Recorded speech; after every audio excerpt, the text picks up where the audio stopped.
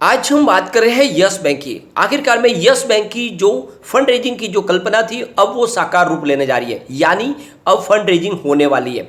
ये fund raising दूसरों से हटकर है क्योंकि यहाँ पे इस फंड रेजिंग के माध्यम से दो बड़ी कंपनियां यहाँ पे हिस्सेदार बनने वाली है, यानी वो यस बैंक के अंदर एक मजबूत प्रबल दावेदार होंगे।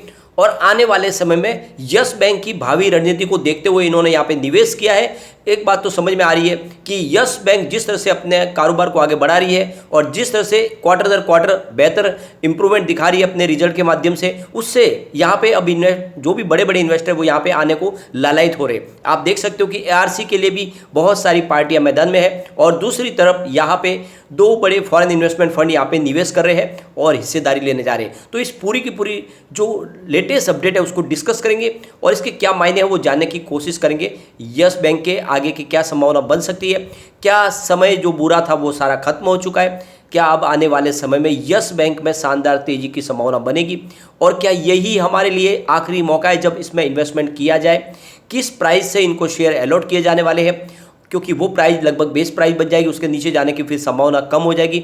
तो उस प्राइस को भी डिस्कस करेंगे, साथ में ये पूरे की पूरी प्रक्रिया उसको डिस्कस करेंगे और कब शेयर होल्डर की यहाँ पे परमिशन ली जाएगी उसको भी जानेंगे, क्योंकि आखिरकार में यहाँ पे शेयर होल्डर की परमिशन के बगैर तो ये प्लान पास हो ही नहीं सकता। तो आखिर में आपके हाथ में ही होगा, जो भी शेयर होल्डर है उनके हाथ में ही अंतिम निर्णय होगा। तो ये कब होगी बोर्ड मीटिंग उसको भी जानेंगे। इन सारी बातों को इस वीडियो के माध्यम से डिस्कस करेंगे और आगे क्या यस बैंक पे अब संभावना बनेगी उसको जानने की कोशिश करेंगे इस वीडियो के माध्यम से। लेकिन फ्रेंड उससे पहले अगर आप पहली बार हमारे चैनल पे आए तो चैनल को सब्सक्राइब कर दीजिए, एक बेल आइकॉन दबा दीजिए ताकि जब भी नया वीडियो बने पहला नोटिफिकेशन आपको मिले। वीडियो पसंद आए तो लाइक शेयर जरूर कीजिए। चलो फ्रेंड्स वीडियो स्टार्ट करते हैं। मैं हूँ आपका दोस्त SB दवे और हमारे अपने चैनल ऑनलाइन कमाई में आपका बहुत बहुत स्वागत है।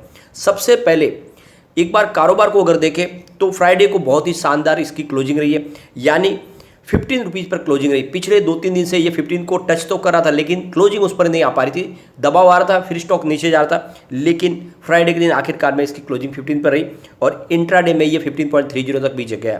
तो आप देख सकते हो कि काफ़ी अच्छी खरीदारी शुरू हो चुकी है। वॉल्यूम में बहुत ज़बरदस्त बढ़ोतरी हुई है, पूरे बाजार में वॉल्यूम के मामले में नंबर 1 था। और आप देख सकते हो कि इसके वॉल्यूम को अगर एनालिस करें तो पिछले एक महीने पहले इसका 9 करोड़ के आसपास का वॉल्यूम था और 1 वीक पहले 18 करोड़ का वॉल्यूम था और यहाँ पे थर्सडे को 15 करोड़ का वॉल्यूम होता, फ्राइडे को आप देख सकते हो 26 करोड़ का वॉल्यूम। ज़बरदस्त बढ़ोतरी हुई है वॉल्यूम में। यहाँ पे अगर हम पूरे बाजार की बात करें तो निफ्टी 50 17,158 के स्तर पर क्लोजिंग रही, जहाँ पे 1.35% की हमें तेजी देखने को मिली। निफ्टी बैंक की अगर बात करें तो 37,491 के स्तर पर क्लोजिंग रही, जहाँ पे 0.30% की तेजी थी, मामूली सी तेजी थी बैंकिंग शेयरों में। और यहाँ पे निफ्टी PSU बैंक की बात करें तो यहाँ पे 2,784 के स्तर पर 1.17% की गिरावट थी, यानी सरकारी बैंकों में गिरावट थी। निफ्टी प्राइवेट बैंक की अगर हम बात करें तो 19,045 के स्तर पर 0.5% की तेजी थी।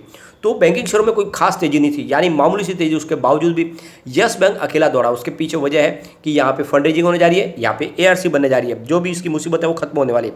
तो अब चलते हैं उस लेटेस्ट अपडेट की तरफ।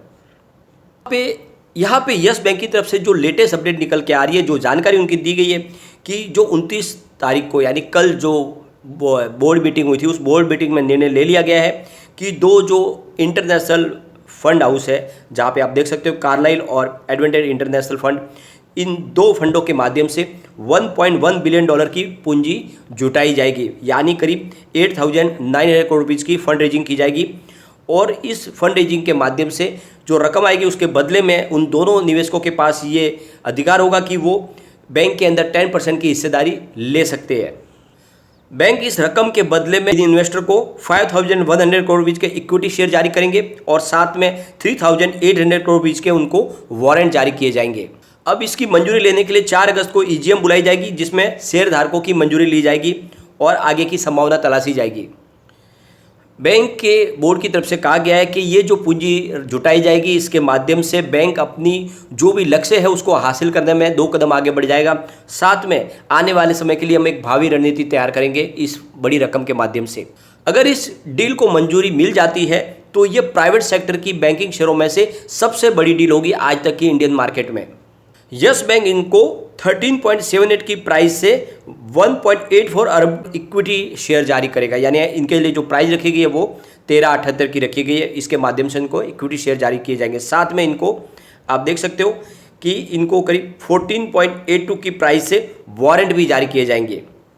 ये जो 257 वारंट जारी किए जाएंगे ये बाद में इक्विटी में बदले जा सकते हैं।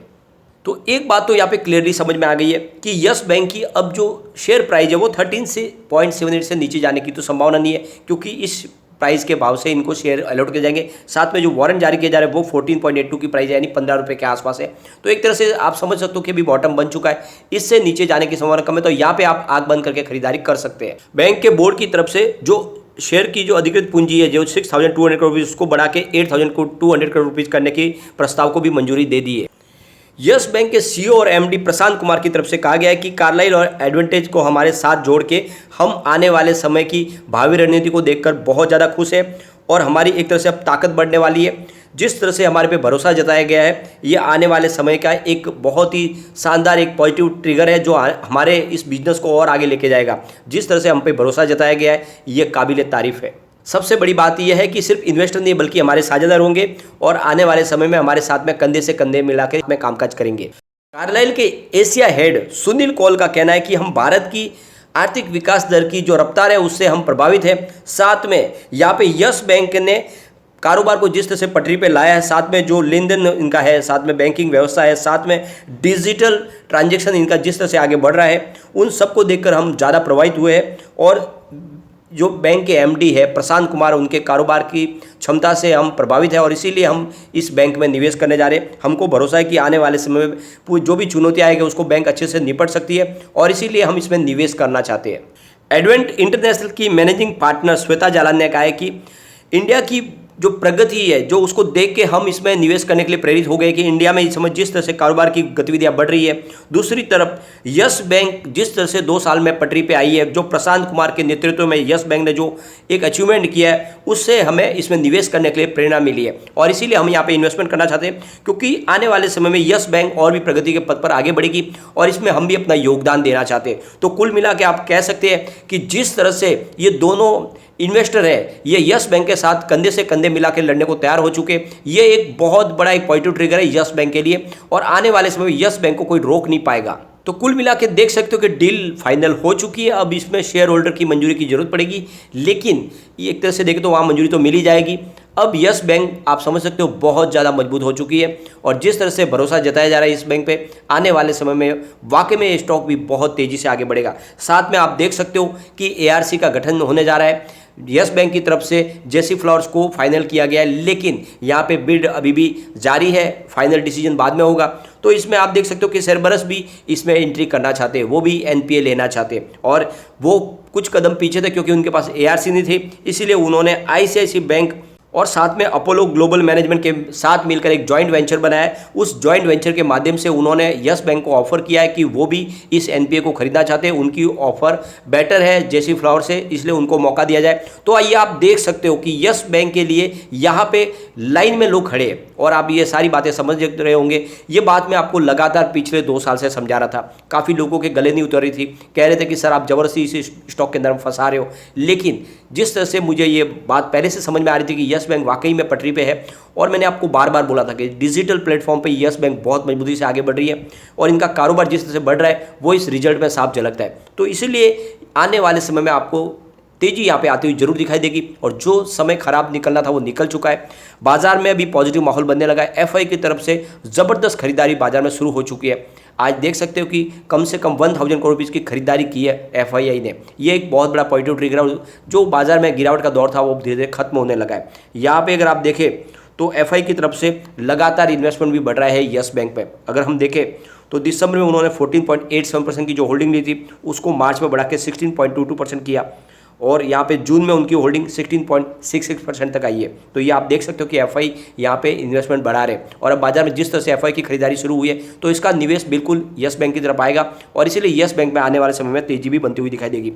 अगर हम इसके रिटर्न को देखें, पिछले 5 साल के हिसाब से 95% का निगेटिव रिटर्न है, 3 साल के हिसाब से 84% की गिरावट है, लेकिन 1 ईयर के हिसाब से 16% अप है, 3 मंथ के हिसाब से 9% अप है और 1 मंथ के हिसाब से 17% अप है, 1 डे के हिसाब से 2% अप है। तो आप देख सकते हो कि इसका जो गिरावट का जो समय था वो खत्म हो चुका है। पिछले 1 साल के हिसाब से पॉजिटिव रिटर्न आपको देखने को मिल रहा है। तो कुल मिला के जिसने भी साल भर पहले निवेश भी किया होगा 2 साल पहले, उसको कोई लॉस की संभावना नहीं है। ये बात जरूर है कि जिसने हाई लेवल पे इन्वेस्टमेंट किया तो उसको अभी फिलहाल लॉस हो रहा है, क्योंकि एक बार 20 को क्रॉस किया था इसने, लेकिन फिर लगातार स्टॉक 15-16 के नीचे ही रहा है। तो ऐसे में ज़्यादा करके खरीदारी लोगों के नीचे की तरफ ही है। आने वाले समय जबरदस्ती यहाँ पे शानदार तेज़ी की संभावना जल्दी ही बन जाएगी।